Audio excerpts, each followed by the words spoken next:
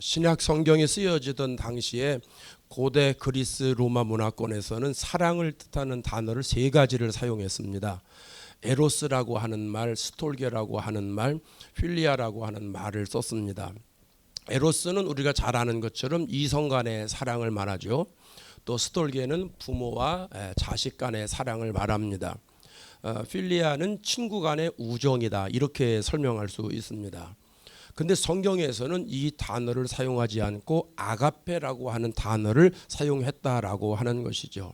이 아가페는 우리가 잘 아는 것처럼 하나님의 사랑을 말합니다. 무조건적인 사랑, 계산하지 않는 사랑, 끝이 없는 사랑을 말합니다. 사도 요한은 아가페라고 하는 단어를 사용함으로 인해서 하나님의 사랑은 세상에서 사용하는 사랑과는 차원이 다르다, 그것을 설명해 주고 있습니다. 요한복음 3장 16절은 성경 전체를 대변하는 한 구절이지 않습니까? 이 구절 속에 하나님의 사랑이 얼마나 신비하고 놀라운지 자세하게 나와 있습니다. 이 하나님의 아가페 사랑을 우리가 생각해 보면서 하나님의 사랑의 신비를 오늘 경험하기를 바랍니다. 첫 번째로 하나님의 사랑의 동기, 하나님 우리를 왜 사랑하시는지 그 사랑의 동기를 생각해 보도록 하겠습니다. 그 16절 봅니다. 하나님이 세상을 이처럼 사랑하사. 하나님이 세상을 이처럼 사랑했다라고 하는 것은요, 하나님이 죄인을 사랑하시는 사랑이다, 이렇게 설명할 수 있습니다. 세상이라고 하는 말은 코스모스라고 하는 말인데요, 온 인류를 말하는 겁니다. 그러니까 선택된 유대 사람을 이야기하는 것이 아니라 이방인을 포함한 모든 사람들, 그러니까 하나님을 알든 하나님을 모르든 상관없이 미국에 살든 한국에 살든 황인종이든 백인종이든 흑인이든 상관없이 하나님은 모든 사람을 다 사랑하셨다라고 하는 거예요. 그런데 여러분, 이 모든 사람의 공통점이 있어요. 공통점. 그게 뭘까요? 죄인이라고 하는 겁니다. 모든 사람의 공통점은 죄인. 그러면 하나님이 세상을 이처럼 사랑했다라고 하는 것은 모든 죄인들을 하나님이 사랑하셨다, 이런 말 아닙니까? 하나님이 아담과 하와를 만들었을 때 불순종했잖아요. 선악과를 따먹습니다. 죄를 지은 결과는 하나님과의 단절입니다. 하나님과 나 사이에 벽이 생겼다라고 하는 겁니다. 이 죄는 무시무시한 겁니다. 하나님과 나와 단절돼서 이제는 내가 살아가야 된다라고 하는 건 불행 중에 불행이라고 하는 것이죠. 이 죄는 죄의 DNA를 계속 후손들에게 내려줍니다. 그래서 아담의 후에 모든 사람들은 죄의 DNA를 가지고 죄인으로 살아갈 수밖에 없다라고 하는 거예요. 로마서 5장에 이런 말씀을 합니다. 12절에 그러므로 한 사람이 시작. 그러므로 한 사람이 말미암아 죄가 세상에 들어왔나니 이와 같이 모든 사람이 죄를 지었으므로 사망이 모든 사람에게 이르렀느니라. 자, 한 사람으로 말미암아 죄가 세상에 들어왔다. 그 한 사람이 누구예요? 아담이죠. 아담으로 인해서 모든 사람이 죄의 속성을 가지고 있게 되었다, 이런 말입니다. 우리가 살고 있는 이 캘리포니아 저 놀스 쪽으로 가보면 해안가에 잘 자라고 있는 나무 중에 레드우드라고 하는 나무가 있습니다.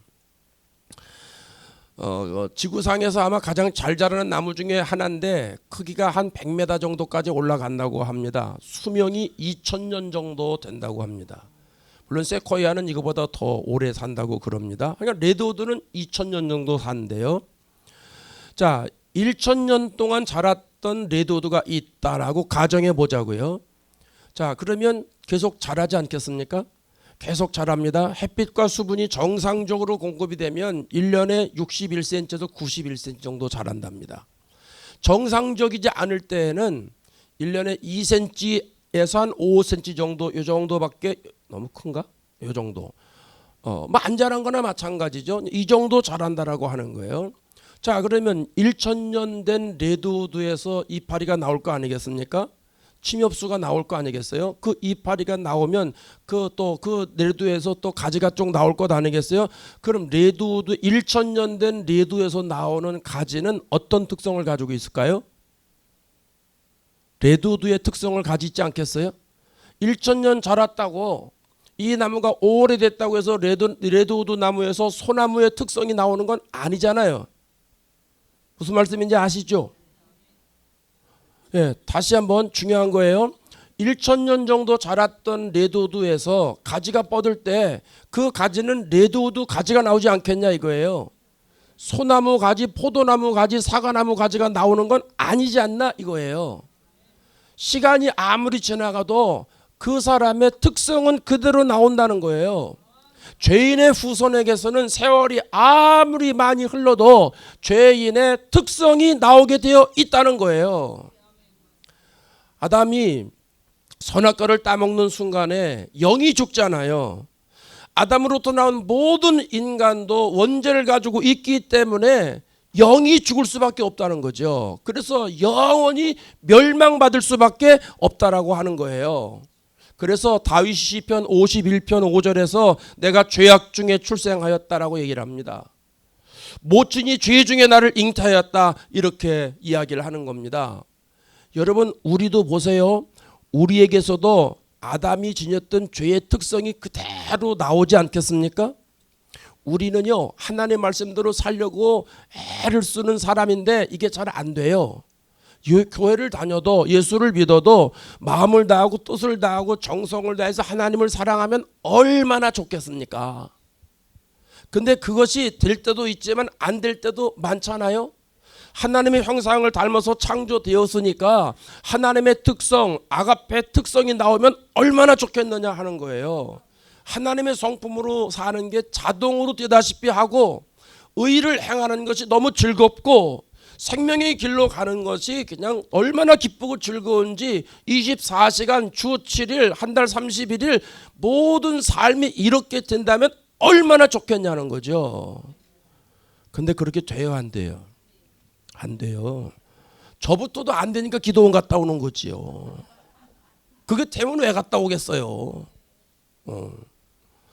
우리는 탕자와 같이 내 멋대로 살려는 근성이 있어요. 내 생각대로 살려는 특성이 있어요. 그래서 내 경험, 내 가치관 이걸 얼마나 중요하게 여기는지 모릅니다.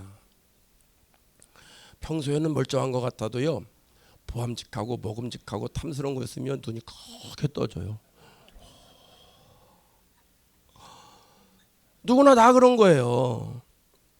그러다가 우리가 그 육신의 생각에 계속 사로잡혀 살아가지 않습니까?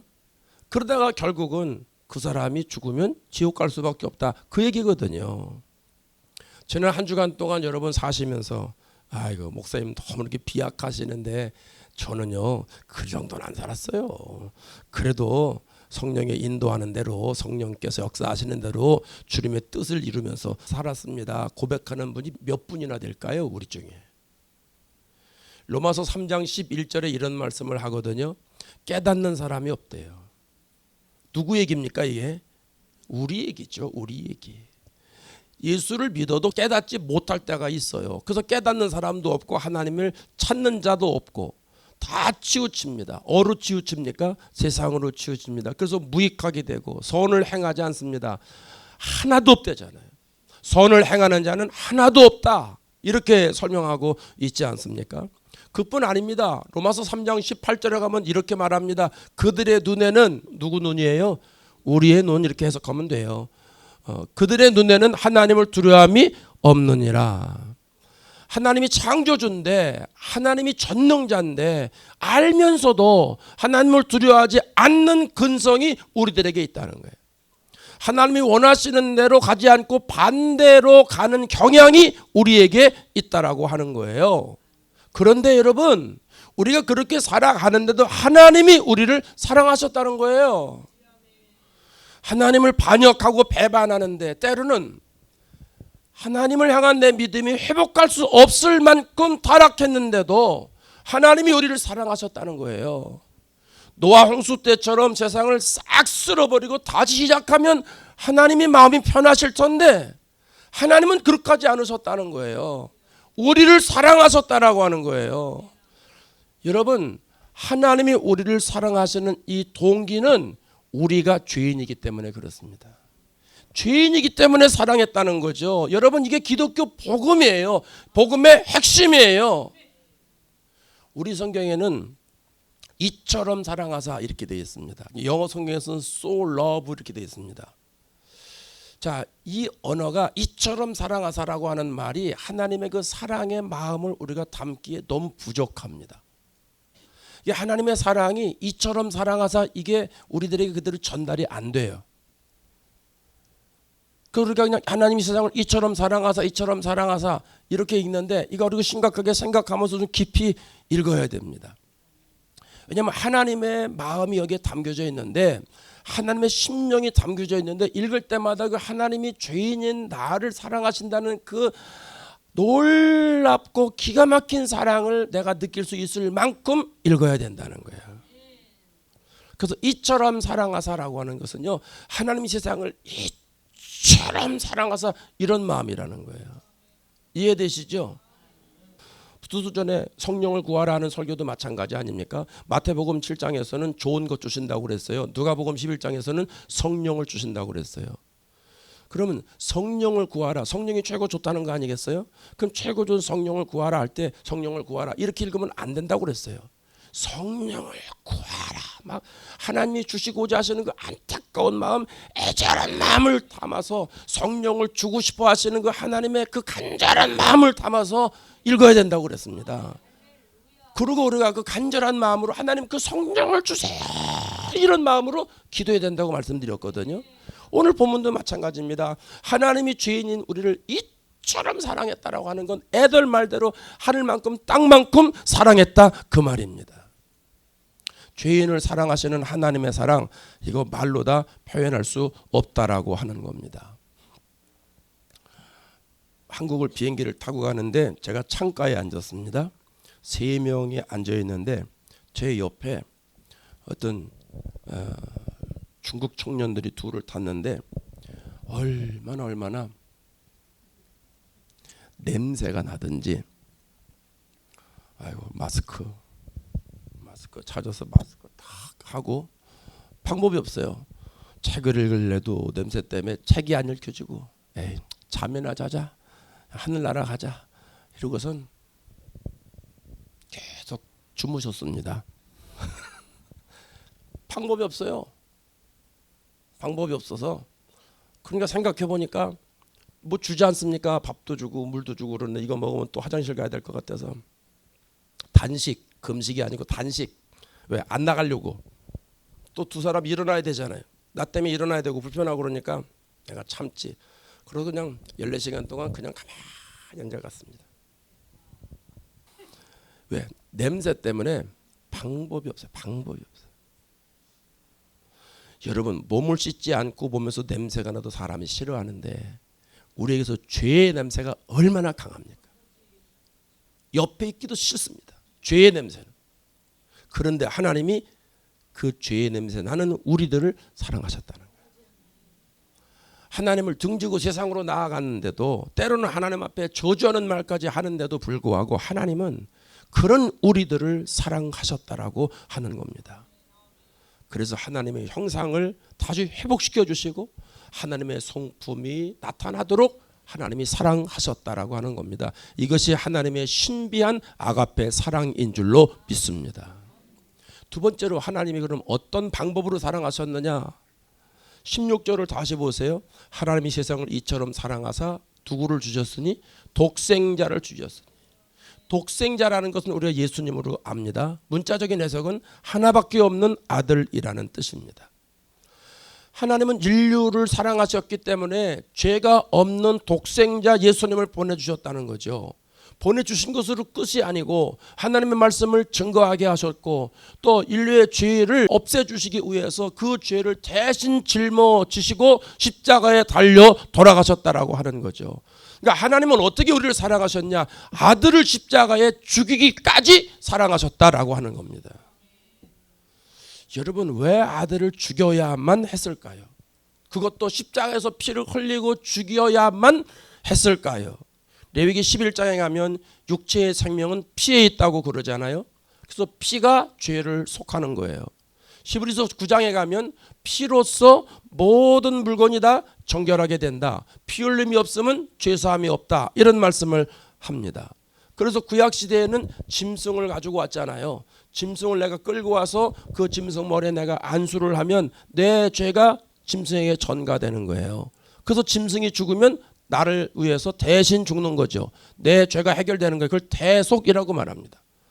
그건 매년마다 해야 됩니다. 여러분 얼마나 불편하겠습니까? 그 집에서 끌고 와야 됩니다. 흠 없고 점 없고 티가 없는 짐승을 끌고 와야 됩니다. 그 예식이 또 얼마나 복잡하겠습니까? 그러니까 하나님이 아주 심플하게 예수님을 보내주셔서 십자가의 이례적인 사건으로 인해서 우리의 모든 죄를 다 용서해 주신 것이죠. 그것이 하나님의 사랑이라고 하는 겁니다. 여러분 우리들이 살아갈 때 가장 절실한 게 뭐예요? 힌트, 죄인에게 가장 절실한 게 뭐예요? 죄 용서죠. 죄 용서예요. 죄의 삭은 사망이잖아요. 죄를 지으면 값을 지불해야 돼요. 운전하고 가다가 빨간 등에 그냥 갔습니다. 그러면 폴리스가 오라고 그러잖아요. 티켓 받아야 돼요. 돈 내야 돼요. 방법이 없는 거죠. 법을 어겼으니 그 법을 어긴 것만큼 대가를 치러야 되는 것 아니겠어요? 죄를 지었습니다. 대가를 치러야 됩니다. 영혼이 죽습니다. 영혼이 죽은 사람처럼 살아갑니다. 그러다가 우리 육신의 생명이 끝나면 내 코에서 바람이 안 나오면 그러면 우리의 영혼은 영원한 형벌을 받아야 됩니다. 여러분 사랑하는 부모나 형제가 이 죄를 대신 해결해 줄 수가 없는 거죠. 이 세상에 권력이 있어도 돈으로도 사망을 해결해 줄 수 있는 사람은 하나도 없다라고 하는 거죠. 죄값으로 인해서 우리에게 저주가 찾아옵니다. 고통이 옵니다. 지옥이 우리 앞에 놓여 있습니다. 그걸 감당해 줄 사람은 없다라고 하는 겁니다. 그렇기 때문에 우리에게 가장 중요한 것은요, 죄의 용서인 줄로 믿습니다. 죄 용서. 죄진 사람에게는 죄 용서가 가장 중요한 거잖아요. 그래서 하나님이 우리들에게 죄를 용서해 주시기 위해서 이 땅에 예수님을 보내주시고 죄가 없으신 그 예수님이 하나밖에 없는 독생자 예수 그리스도가 십자가에 못 박아 죽어야만 되는 상황이 되었다라고 하는 것이죠. 그래서 세상에 이보다 더 큰 사랑은 없습니다. 가장 큰 사랑이 아가페 사랑입니다. 그래서 예수님이 이 땅에 오셔서 하나님의 뜻을 묵묵하게 이루어 가시잖아요. 요한복음 6장 38절에 가면 이런 말씀을 합니다. 다 같이 읽습니다. 내가 시작. 내가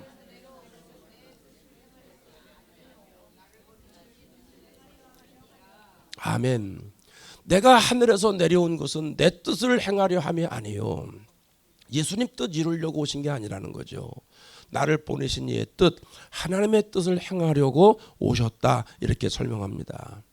그래서 오늘 우리들에게 가장 시급하고 가장 중요한 것이 무엇인지를 우리가 알아야 됩니다. 가끔 그럴 수도 있습니다.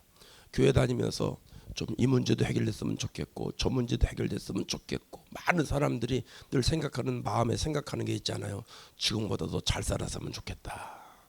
아니요, 여러분 다 잘 살아. 우리 성도들은 다 잘 사는 거예요. 여러분 내가 보니까 다 잘 살으시던데? 네? 잘 사는 게 뭐예요? 예수 믿고 영혼 구원받고 아니 뭐 잠자리가 없어요. 먹을 게 없어요. 친구가 없어요. 뭐가 없어요. 가장 필요한 건 다 있고 가장 중요한 영혼 구원도 받았으면 잘 사는 거지. 단지 돈이 조금 없는 것뿐이지. 그래서 조금 힘드는 것뿐이지. 그렇다고 못 사는 거 아니에요. 그렇게 연결시키면 안 돼요. 개념이 다른 거예요. 예수 믿고 영혼 살리고 내가 기쁨 있고 그러면 잘 사는 거죠. 근데 한쪽으로는 계속 이제 그런 마음이 계속 있잖아요. 그런 마음을 뭐라 그래요? 형통주의라고 그러죠. 형통주의, 번영주의. 여러분 이 땅에서 가장 중요한 것이 영혼의 문제고 영생의 문제고 구원의 문제고 천국의 문제예요. 우리가 이 땅에서 천년 만년 살 것도 아니고 그렇게 산다고 할지라도 언젠가는 우리가 생명이 끝나잖아요. 언젠가는 하나님의 심판대 앞에서 딱 서야 됩니다. 저도 그거 어저께 경험했잖아요. 비행기 타고 미국을 오는데 뭐 펄스 클래스도 있고 비즈니스 클래스도 있고 이코노미 클래스도 있습니다. 다 한 비행기 태우고 옵니다. 비행기에서 내리면요, 누구든지 전부 다 이민국 직원 앞에 다 서야 됩니다. 누구나 할 거 없이 다 써야 됩니다. 내가 그래도 퍼스트 클래스 타고 온 사람이요, 그렇다고 예외가 되지 않습니다. 승무원들도 서야 됩니다. 승무원들은 승무원이기 때문에 특별히 혜택을 주죠. 그래서 다른 칸으로 빨리 갈 수 있도록 배려를 해주는 것뿐이지, 승무원이라고 그래서 이민국 직원 앞에 안 서고 그런 일은 없다라는 거죠. 패스포트를 딱 집은 어떤 사람은 그러죠. 웰컴 홈 이렇게 얘기를 하는 거예요. 뭐 안 물어봐요. 별로 물어보는 것도 없어요. 비시민권자면 자꾸 물어보죠. 어디서 왔냐, 뭐하러 왔냐, 며칠이나 있을 거냐, 너 호텔은 어디냐. 조금 수상하면은 이제 세컨더리로 보내가지고 검사 더 하고 막 이러지 않습니까? 여러분, 예수 확실하게 믿은 사람은 천국 가면 웰컴 홈 한다는 거예요. 우리 육신의 생명이 끝나고 하나님 앞에 심판대에 서는 것은요, 우리는 심판 받으려고 서는 게 아니라 상급을 받으려고 서는 거죠. 그러니까 여러분, 우리가 이 땅에서 예수 잘 믿어야 됩니다. 은혜 많이 받아야 됩니다. 예수 잘 믿기 위해서 성령을 받아야 됩니다. 그래서 하나님 앞에 상급을 받는 삶을 우리가 살아야 될 것 아니겠습니까? 그래서 우리가 가장 먼저 해야 할 일은 죄를 해결해야 된다는 거죠. 하나님이 죄를 해결해 주시기 위해서 독생자 예수님을 보내주셨기 때문에 그 독생자 예수님을 우리가 구세주로 받아들이고 그 예수님을 주인으로 삼고 날마다 성령이 인도하는 대로 살아가면 그런 사람은 하나님의 아가페 사랑을 충분히 경험하는 사람입니다. 이런 축복이 저와 여러분에게 있기를 바랍니다. 자, 세 번째는 사랑의 결과.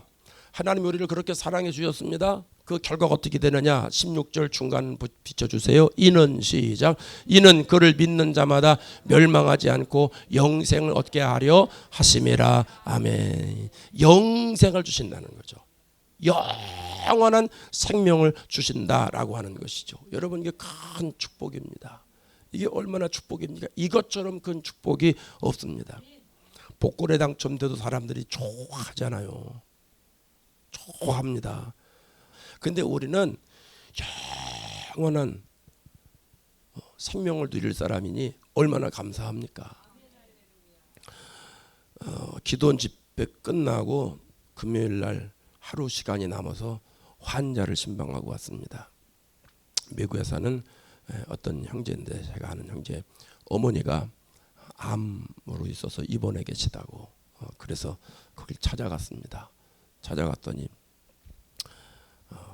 격리 상태라 못 만난다고, 병실에 못 들어가게 하더라고요. 그래서 뭐 아주 굉장히 암이 온몸에 퍼져서 항암 치료도 못 하고, 그런데 거기에 또 폐혈증 증세까지 와가지고 돌아가실 뻔했다고. 그래서 이제 병원에 들어갔더니 못 들어가게 해요.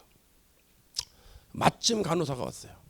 그래서 바깥에서 가만히 서서 이렇게 기다리고 계속 있었습니다. 끝나기를 기다리고 있다가 쭉 나오길래, 저기 간호사님, 제가 미국에서 왔는데 내일 미국 갑니다. 근데 저분 내가 기도해 드리려고 왔는데 내가 손은 못 잡아도 이렇게 쭉 이렇게 떨어져서 여기서 문 활짝 열어놓고 얼굴 보면 안 되겠어요? 그랬더니 이렇게 보더니 그렇게 해도 된다고. 그래서 이제 커튼 치라고. 그래서 이제 아들한테 가서 어머니 손 붙잡으라고. 내가 못 붙잡으니까 어머니 손 붙잡으라고 그러니까 이제 장갑 끼고 그러고 이렇게 하고 이제 어머니 손을 붙잡고, 저는 문에서 쳐다보면서 이렇게 보면서 어머니 안녕하세요. 아이고 뭐 목사님 오셨네. 죄송해서 어떡한디야. 뭐 이러면서 이제 대화가 계속됐어요. 그래서 제가 기도해 드릴게요. 제가 내일 미국 가요. 기도해 드릴게요. 그래서 거기서 간절하게 그렇게 기도해 드렸어요. 그러고 나서 났는데 그 아들이 그러는 거예요. 목사님, 폐혈증 치료가 됐대요. 얼마나 좋아하든지 어젯밤에 돌아가시는 줄 알았어요. 네. 여러분, 내 육체의 질병이 조금만 치료돼도 너무너무 좋은데, 그게 무슨 말이에요? 치료됐다는 말은 더 오래 산다 그 말 아니에요? 하루를 더 살아도 감사하고, 일주일을 더 살아도 감사하고, 열흘 더 해도 감사한데, 우리는 영원히 사는 특권을 얻었으니 얼마나 감사하냐 하는 거예요. 요한복음 1장 4절에 그랬어요. 예수님이 그 안에 생명이 있었으니, 예수님 안에 생명이 있다는 거예요. 12장 47절에서는 그런 말씀을 하고 있어요. 예수님이 이 세상에 온 것은 심판하려고 온 게 아니라 구원하려고 왔다는 거예요. 그래서 14장 6절에 가서는 내가 곧 길이요 진리요 생명이다. 예수님 이렇게 말씀하시는 거예요. 또 11장 25절에 가서는 내가 부활이고 생명이라는 거예요. 나를 믿으면 죽어도 산다는 거예요. 살아서 믿는 사람은 영원히 죽지 않는다. 그럼 우리들은 여기서 어디에 해당해요? 살아서 믿는 사람이잖아요. 살아서 예수 믿기 때문에 우리는 영원히 죽지 않는 축복을 누리지 않습니까? 예수님은 생명을 전해주시기 위해서 오신 분이에요. 영원한 생명을 우리에게 전해주시기로 오신 분이에요. 그 생명을 받아들이면 우리는 영원한 생명을 얻게 되는 줄로 믿습니다. 비행기 얘기 또 하나 할게요. 비행기 타고 올 때는 참 생각이 많아요. 하나님과 가까워서 생각이 많은가 봐. 인생이 꼭 비행기 타는 것 같다라는 생각을 했어요. 한국에서 여기 LA 오는데 대략 11시간 정도 걸리더라고요. 갈 때는 물론 좀 더 걸리죠. 비행기가 얼마 속도로 오나 1,000km로 오더라고요. 어떨 땐 1,100km로. 보통 620마일, 630마일 그 속도로 하늘을 날아오더라고요. 엄청 빠른 겁니다. 자동차 100마일 타고 운전하면요. 저 아직 못 해봤는데 앞으로도 안 해볼 겁니다. 이게 뭐예요 그 짓 합니까? 근데 90마일은 나봤습니다. 5번 도로에서. 정신이 없습니다. 바짝 정신을 차리고 이제 이렇게 해야 되거든요. 근데 비행기를 타고 오는데 전혀 느낌이 없어요. 620마일로 오는데 1100km 속도로다 엄청 빠르게 오는데도 느낌이 없다는 거예요.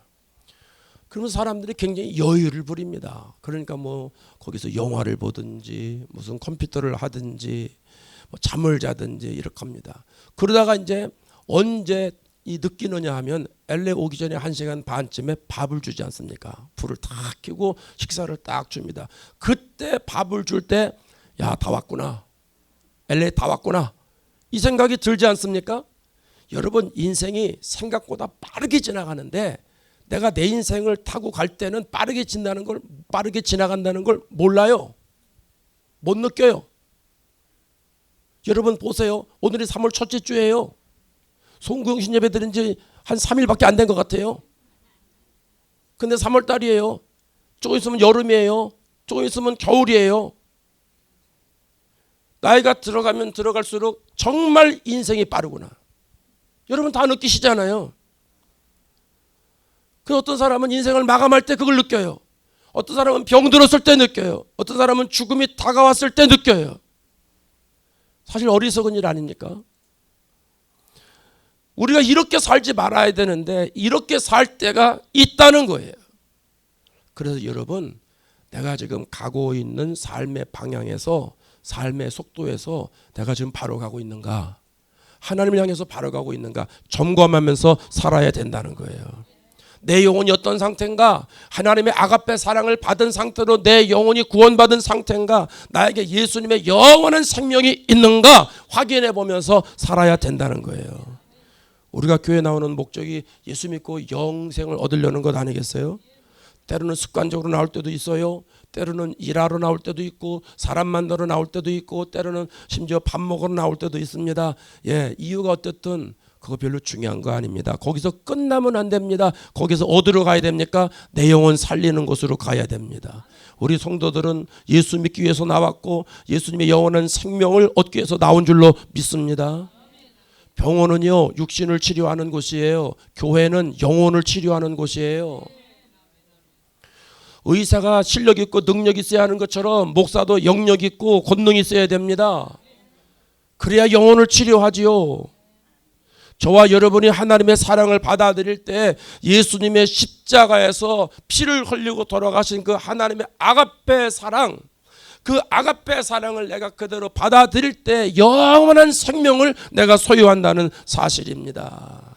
이 축복을 우리가 누려야 된다는 거죠. 현대신학의 유명한 칼 바르트라고는 학자가 있습니다. 이분이 어느 날 시카고 대학에서 강의를 했습니다.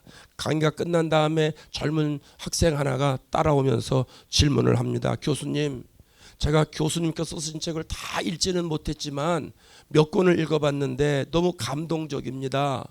교수님의 깊은 지식에 저는 감탄을 했습니다. 교수님이 한평생 학생들을 가르치고 연구하면서 깨달은 핵심적인 진리가 무엇입니까? 가장 중요한 진리가 무엇입니까? 요약해서 한마디로 말씀해 주시지요. 그랬더니 이 교수님이 껄껄 웃으면서 이런 말씀을 하셨답니다. 내가 어렸을 때 교회 학교에서 배운 한 구절 찬송이지. 예수 사랑하심은 거룩하신 말일세. 우리들은 약하나 예수 권세만 도다. 날 사랑하심, 날 사랑하심, 날 사랑하심, 성경에 써있네. 이것이 핵심이요, 이것이 내 간증이요, 이것이 내 신학의 중심입니다. 여러분, 기독교 신앙의 핵심과 중심은 하나님의 아가페 사랑입니다. 죄인을 사랑하시기 때문에 이 땅에 하나밖에 없는 독생자 예수 그리스도를 보내주시는 하나님의 아가페 사랑입니다. 그 아가페 사랑이신 예수 그리스도를 우리가 구세주로 받아들이면 영원한 생명을 얻게 됩니다. 이번 한 주간 살아가실 때, 또 이번 3월 한 달 또 살아가실 때 하나님의 그 신비하고 놀라운 사랑 가운데서 살아가시기를 바랍니다. 그 하나님의 아가페의 신비한 사랑으로 승리하시면서 한 주간 하나님께 영광 돌리시는 저와 여러분 되시기를 주의 이름으로 축원합니다. 기도하겠습니다.